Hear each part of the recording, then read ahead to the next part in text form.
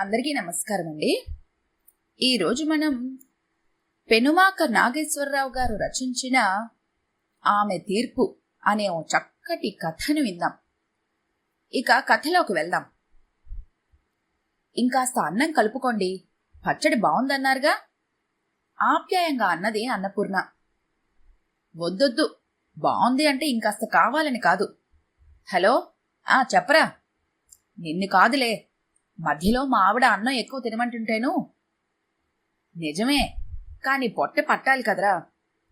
సరే కాని రైజింగ్లో ఉంటుందనుకున్నప్పుడు ఇంకో 4-5 వందలు ఎక్కువ తీసుకొని ఉండాల్సింది. సరే అయిపోయిందిగా, ఈసారికి ఇంతే అనుకుందా అంటావు నువ్వు. ఓకే ఓకే, ఉంటా మరి. మిత్రుడు సుధాకర్తో ఫోన్ సంభాషణకు స్వస్తి చెప్పి, కాసిని మజ్జిగ పోసేవోయ్ పూర్ణ అంటూ అడిగాడు రవి భార్యను. అప్పుడే మజ్జిగేంటి, సాంబార్ చేశాను, పోసుకోండి. ఇంకా నా వల్ల కాదు, మజ్జిగ పోసే. మీరు అన్నం తినేటప్పుడు కూడా ఆ సెల్లు వదలకపోతే కుదరదు చెప్తున్నాను. రేపటి నుంచి దాన్ని స్విచ్ ఆఫ్ చేసి మరీ అన్నానికి కూర్చోండి. చిరుకోపం చూపించింది అన్నపూర్ణ. అన్నపూర్ణ పేరుకు తగిన మనిషి, వంటలోనూ వడ్డనలోనూ ఆరితేరిన ఇల్లాలు. అంతేకాదు, ఎవరికైనా కొసరి వడ్డించి తినిపిస్తుంది.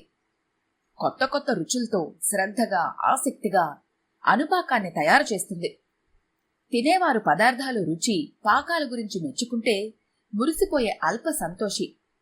అలాంటిది భర్త రుచుల్ని అభిరుచుల్ని ఆకలింపు చేసుకొని అతనికి హితమైన పదార్థాల్ని రుచికరంగా చేసి ఆప్యాయంగా తినిపించి సంతృప్తి పడిపోతుంది అన్నపూర్ణ. రవిచంద్ర కూడా భార్య మనసరిగి ప్రవర్తించే మనిషి. ఆమె తన పట్ల చూపే ప్రేమకు గర్వం కలుగుతుంది. అంత మంచి భార్య దొరికినందుకు తనకు తనే అభినందించుకుంటూ ఉంటారు. 5 అంకెల జీతం, సొంత ఇల్లు, ఇంపుగా 2 పిల్లలు, ద్విచక్ర వాహనం, అధునాతన సౌకర్యాలు పరికరాలు అన్నీ సమకూర్చుకున్న సునాయాస సుఖమయ జీవితం కొనసాగిస్తున్న కుటుంబం వారిది.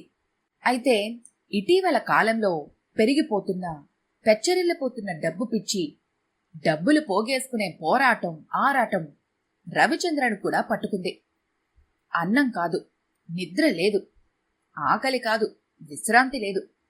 24 గంటలు ఒకటే ఆసక్తి, ఒకే ఆలోచన. ఆయనతో పాటు చేతిలో ఉండే సెల్ ఫోన్కు విసుగు విరామం లేవు.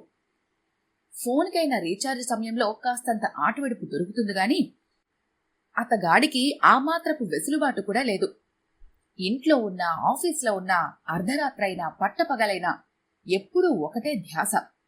షేర్లు షేర్లు షేర్లు, అమ్మటాలు కొనటాలు, లెక్కలు, క్యాలిక్యులేటర్సు, చెక్కులు, బ్యాంకులు, పేపర్లు, పుస్తకాలు. అదే ప్రపంచం, అదే గోల. అన్నం నీళ్ల పట్టని మనిషికి ఆలు బిడ్డలు పడతారా? పట్టించుకుంటాడా? ఈ పరిణామం ఎటు దారితీస్తోందన్న భయం పట్టుకుంది అన్నపూర్ణకు. మొదట్లో అనునయంగా చెప్పి చూసింది, లాభం లేకపోయింది. అతని ఆరాటం ఆమెకి ఆందోళన కలగజేసాగింది. ఎలా చెప్పినా ఎంత చెప్పినా అతను వినిపించుకునే స్థితిలో లేడని అర్థమైపోయింది ఆమెకు. పిచ్చి ముఖమా, దీపం ఉండగానే ఇల్లు చక్కబెట్టుకోవడం అంటే ఇదేనే. ఒంట్లో ఓపిక ఉండగానే 4 రాళ్లు వెనకేసుకోకపోతే రేపు ఏ అవసరానికి ఎవ్వడూ ఆదుకోడు. పిల్లలు పెద్దవాళ్ళవుతున్నారు, ఖర్చులు పెరిగిపోతున్నాయి, అవసరాలు పెరిగిపోతున్నాయి. విలాసాలన్నీ సౌకర్యాలుగాను, సౌకర్యాలన్నీ అవసరాలుగాను మారిపోతున్నాయి. ధరలు ఆకాశాన్ని అంటుతున్నాయి. అయినా డిమాండ్ తగ్గటం లేదు. అందరూ అన్నీ కొంటున్నారు. ఈ పోటీలు తట్టుకోవాలంటే డబ్బుండాలి. ఇది ఆమెతో అతడి వాదన. మీరు ఏమన్నా చెప్పండి, దేనికైనా అతి కూడదు, శృతి మించకూడదు, మితి మీరకూడదు. అతి అనర్థాలకి మూలమండి. తృప్తికి మించిన ధనం లేదు. ఆరోగ్యమే మహాభాగ్యం. దాన్ని నిర్లక్ష్యం చేసి డబ్బులు ఎంత పోగేసుకుంటే మాత్రం ఏమిటి ప్రయోజనం? హాయిగా ఉన్నాము, ఆనందంగా గడిచిపోతుంది. అత్యాశకు పోయి నిద్రాహారాలు మానేసి అదే పిచ్చిగా ఏ పని చెయ్యకూడదు. డబ్బు పోగేసుకునేందుకైతే అసలే కూడదు. అంతేకాదు, రేపు పిల్లలకు, ఎల్లుండి మన పిల్లల పిల్లలకు అనుకుంటూ పోగేసుకోవటానికి ఆరాట పడిపోతే ఇవాళ మనం సుఖంగా ఉండవండి. సంపాదించండి, వద్దనటం లేదు. అంతెక్కడా అని. అదొక్కటే ఆలోచించుకొని మరే పనైనా చెయ్యండి. ఇదొక్కటే నేను చెప్పేది. ఇది అన్నపూర్ణ ప్రతివాదన. ఆమె ప్రతివాదన తన పతిదేవుడిని ఏమాత్రం మార్చలేకపోయింది. అన్నపూర్ణ, నువ్వొట్టి పిచ్చిదానివి గాని కొన్నాళ్లు అలా చూస్తూ ఉండు అని తేలిగ్గా తన మాటల్ని కొట్టిపారేసే భర్తని వారించలేకపోయింది ఆమె. ఇక అతనితో వాదించలేకపోయింది అన్నపూర్ణ. రోజులు గడిచిన కొద్దీ ఆయన ఇంట్లో ఉండే సమయం తగ్గిపోతుంది. ఆ కాస్త టైంలో పిల్లలతో నాతో మాట్లాడే అవకాశం అసలే ఉండటం లేదు. ఆ కాసేపు కూడా సెల్ ఫోన్ చెవిలో పెట్టుకొని ఎవరెవరితో ఏదో లావాదేవీలు మాట్లాడటం ఇదే సరిపోతుంది. ఎలా ఇన్ని మార్చటమని తనలో తనే అంతర్మథనం పడసాగింది అన్నపూర్ణ. కొద్ది రోజుల్లోనే భార్య ఒంటి నిండా నగలు చేయించాడు రవిచంద్ర.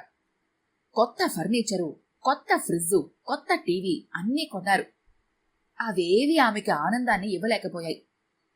ఆ విషయాన్ని అతను గ్రహించినా జీర్ణించుకోలేకపోయాడు. తన మార్గాన్ని మార్చుకోలేకపోయాడు. కొత్త కోరికలు, కొత్త అలవాట్లు, కొత్త స్నేహాలు, వేళకాని వేళల్లో ఇంటికి రావటం, ఇంట్లో మనుషుల్ని పట్టించుకోకపోవటం, పిల్లలిద్దరూ తండ్రి ప్రేమకు దూరం అవుతున్నారు. అన్నపూర్ణలో కూడా అసంతృప్తి, నిర్లిప్తత చోటు చేసుకున్నాయి. ఇద్దరి మధ్యన ఇదివరకటి అన్యోన్యత, ఆత్మీయతల్లో తెలియని వెలితి కనిపించసాగింది ఆమెకు. చివరకు ఆమె ఆరోగ్యం పట్ల కూడా భర్త శ్రద్ధ కనపరచకపోవటం మరింత బాధకు గురి చేసింది అన్నపూర్ణను. మేం చచ్చినా బతికినా మీకేం పట్టట్లేదు. ఇంకెందుకు? మా ముగ్గురికి కాస్తంత విషం తెచ్చివ్వండి. ఇక మీకు ఏ అడ్డు ఉండదు. మీ ఇష్టం వచ్చినట్లు ఊరేగండి అంటూ ఆవేశపడింది ఓ రోజున అన్నపూర్ణ. భార్యలో అంతటి ఆవేశాన్ని అంతకుముందు ఎన్నడూ చూసి ఎరగడు రవిచంద్ర. ఆమె కోపాన్ని చూసి కాస్తంత చెలించిపోయాడు అతను. ఎక్కడో దాగి ఉన్న మానవత్వం మేల్కొంది. ఆప్యాయత తన్నుకొచ్చింది. మీ అందర్నీ సుఖపెట్టాలని, మీకు కష్టం తెలియకుండా కాలం గడిపెట్లు చెయ్యాలని నేను ఆరాట పడుతున్నానే కాని నా ఒక్కడి కోసం కాదుగా అన్నపూర్ణ. పిల్లలకు మంచి చదువు చెప్పించాలన్నా, రేపు వాళ్ళకి డొనేషన్లు, ఫీజులు కట్టి పేరొందిన కాలేజీల్లో చేర్పించాలన్నా ఎంత డబ్బు కావాలో తెలుసా? మన ఇంటికి ఎయిర్ కండిషన్ మిషన్ పెట్టించాలి అనుకుంటున్నాను. నెలకి కరెంటు బిల్లు ఎంతవుతుందో తెలుసా? మరి నిజానికి త్వరలో ఓ కారు కొనాలి అనుకుంటున్నాను. పెట్రోల్ ఖరీదు ఎలా పెరిగిపోతుందో తెలుసుగా? చెప్పుకుపోసాగాడు రవిచంద్ర. సరే, మీ దారికి నేను అడ్డు రదల్చుకోలేదు. కాని ఒక్క విషయం నిజాయితీగా చెప్తే సంతోషిస్తాను. అడగనా? స్థిరంగా అడిగింది. అడుగు. ఎంత మీ లక్ష్యం? ఎంత సంపాదించి ఆగిపోవాలి అనుకుంటున్నారు? ఇప్పటికీ ఎంతయింది? ఇంకెంత సంపాదించాలి? దానికి ఎంతకాలం పట్టొచ్చు అనుకుంటున్నారు?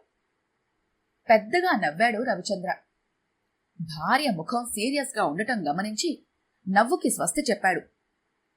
చూడు పూర్ణ, పసిపిల్లలా మాట్లాడుతున్నాం. డబ్బు సంపాదనకు టార్గెట్లు, లక్ష్యాలు వగైరాలు ఉండవోయ్. కలిసొచ్చినంత కాలం సాగిస్తూ ఉండడమే. సరే అయితే, నేను చెప్పేది కూడా వినండి. మీలాంటి వాళ్లు వర్తమానాన్ని వదిలేసి రాబోయే కాలంలో మనం సుఖపడిపోవాలి.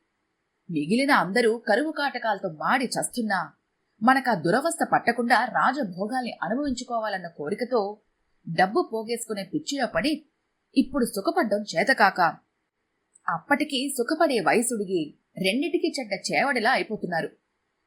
గతంలో అనుభవించిన వారంతా ఈ విషయాన్ని వివరంగా రకరకాలుగా చెప్పారు. అయినా ఇక మిమ్మల్ని వారించడం, మీతో వాదించడం అనవసరమని తెలిసిపోయింది. Very good, very good. భార్య మాటల్ని మధ్యలోనే ఆపి అన్నాడు రవిచంద్ర. గుడ్డో బ్యాడో తర్వాతగాని తెలియదులే కాని ఇంకో ముఖ్యమైన విషయం కూడా వినండి. చెప్పండి. మీకిప్పుడు ఇల్లు, పెళ్ళాం, పిల్లలు ఏవీ పట్టటం లేదు. డబ్బు డబ్బు డబ్బు. నేనేమీ వద్దనటం లేదు.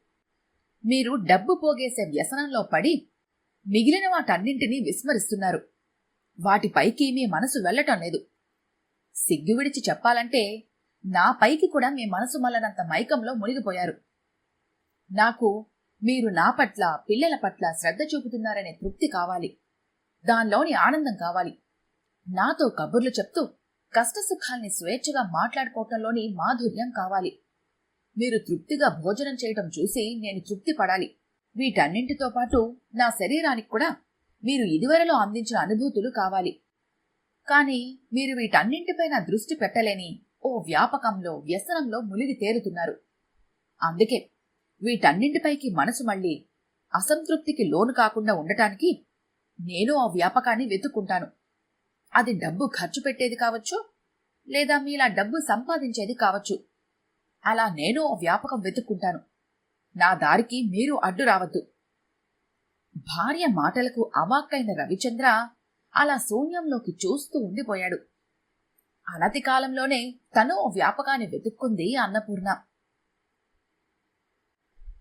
ఈ కథ గనుక మీకు నచ్చినట్లయితే లైక్ చేయండి, షేర్ చేయండి. మరిన్ని ఇంట్రెస్టింగ్ కథల కోసం మా ఛానల్ని తప్పకుండా సబ్స్క్రైబ్ చేసుకోండి.